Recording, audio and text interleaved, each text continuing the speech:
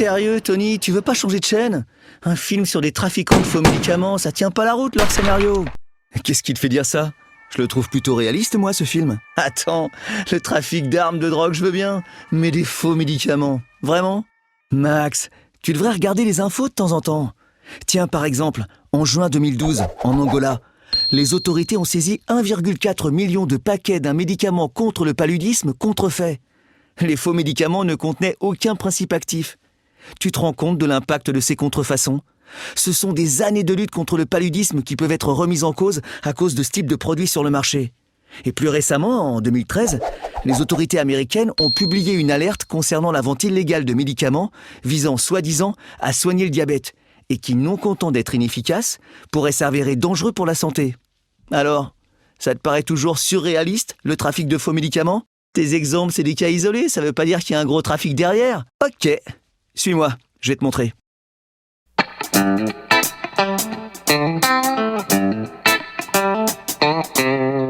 Laisse-moi le temps de faire quelques petites recherches. Comme seules les contrefaçons découvertes sont prises en considération, il est très difficile d'obtenir des données fiables. Mais globalement, l'évolution mondiale est inquiétante.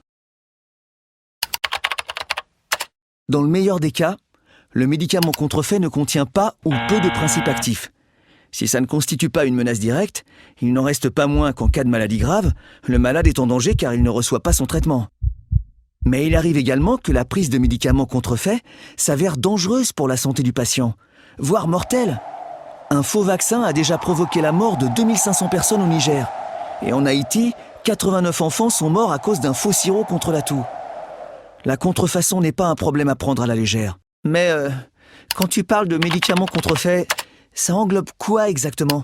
Il y a différents termes à ne pas confondre. La contrefaçon, à proprement parler, c'est l'action de reproduire un droit de propriété intellectuelle sans le consentement de son propriétaire. Dans le cas d'un médicament, il s'agit par exemple de copier à l'identique un médicament protégé par une marque.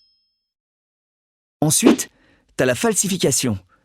Les médicaments falsifiés sont de faux médicaments que l'on fait passer pour des médicaments authentiques, en trompant le patient sur leur composition, leur présentation ou leur origine. Le choix du terme falsification sera préféré à celui de contrefaçon, pour mettre l'accent sur les risques d'atteinte à la santé publique. Et enfin, les médicaments dits sous-standard, qui sont des médicaments authentiques, mais qui ne remplissent pas les spécifications de qualité prévues pour être délivrés aux patients. Le plus souvent, ce sont des médicaments mal dosés en principe actif. Bien sûr, il ne faut pas confondre contrefaçon et générique. Les génériques sont des copies de médicaments originaux autorisés par la loi dès que le brevet du principe actif du médicament de référence est tombé dans le domaine public.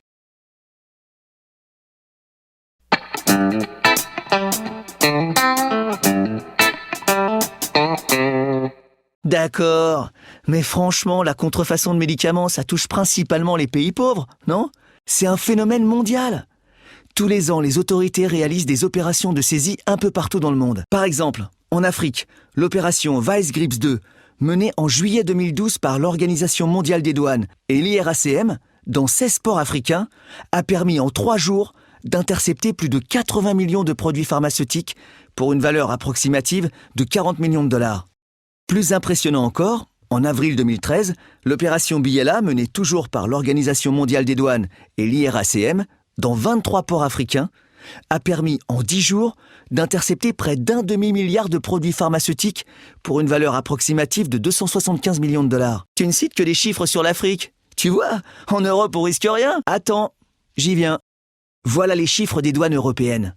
En 2011, sur 114 millions de produits saisis, 27 millions étaient des médicaments contrefaits, soit un produit saisi sur 4. Autre exemple, en mai 2013 au Havre, a eu lieu la plus importante saisie de contrefaçon de médicaments jamais réalisée par les services douaniers en France et dans l'Union européenne. Les services douaniers ont saisi près de 1,2 million de sachets d'aspirine contrefaite en provenance de Chine, dissimulés dans un chargement de thé. La poudre contenue dans les sachets était essentiellement composée de glucose.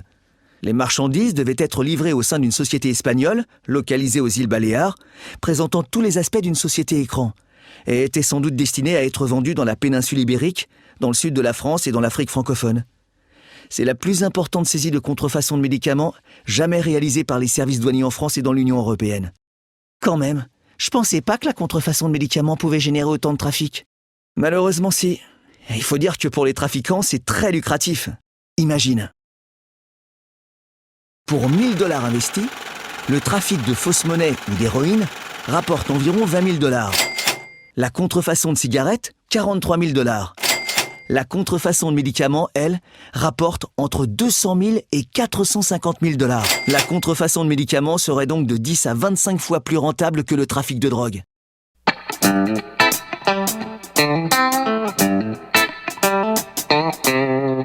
Tu vois, la contrefaçon de médicaments, c'est pas un problème à prendre à la légère.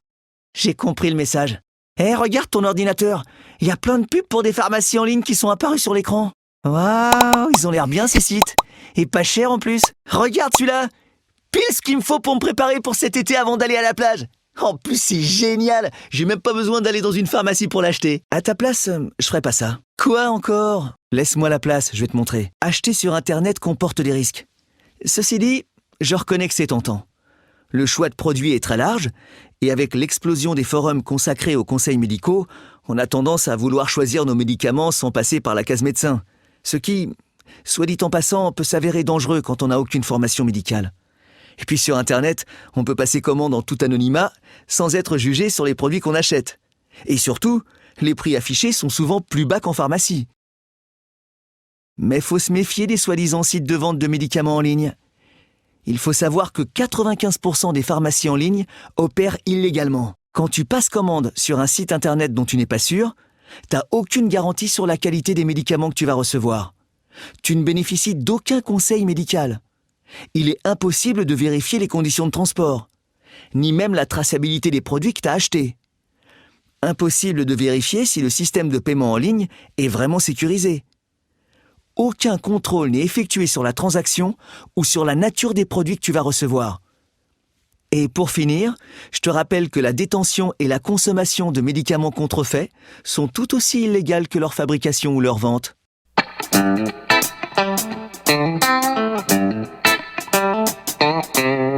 Bon, je suppose qu'il vaut mieux que je commande rien alors.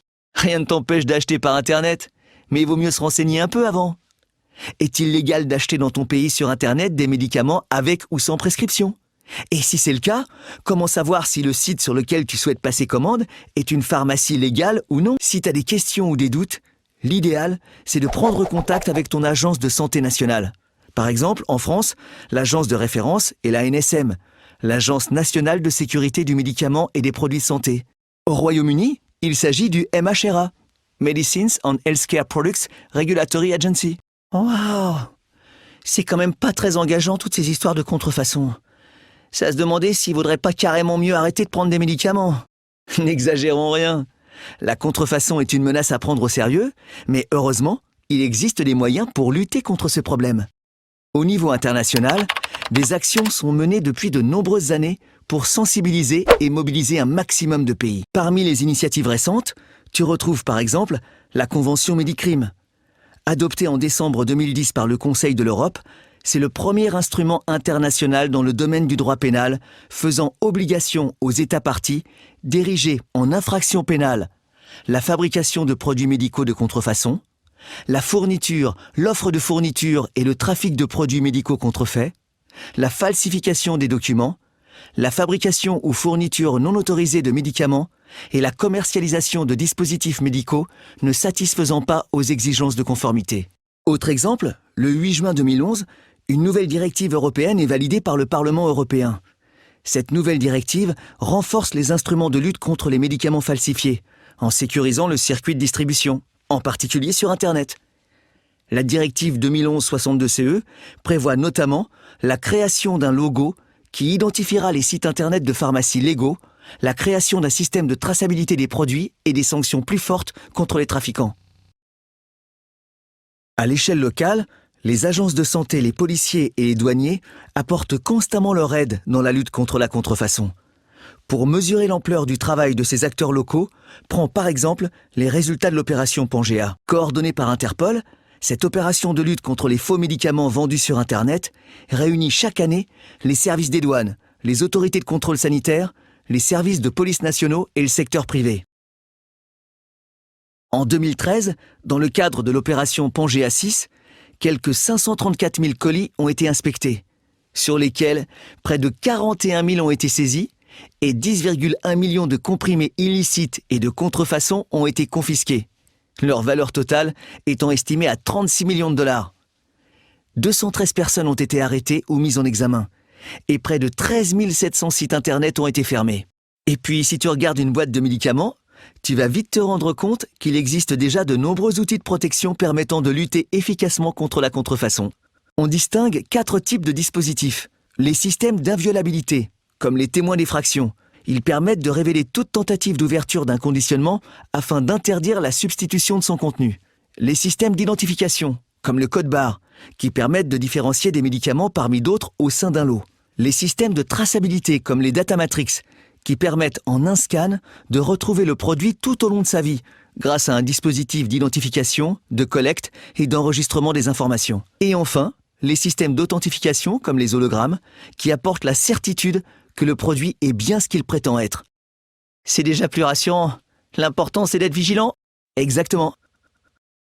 Hé, Tony, ouais, finalement, il est plutôt pas mal ce film.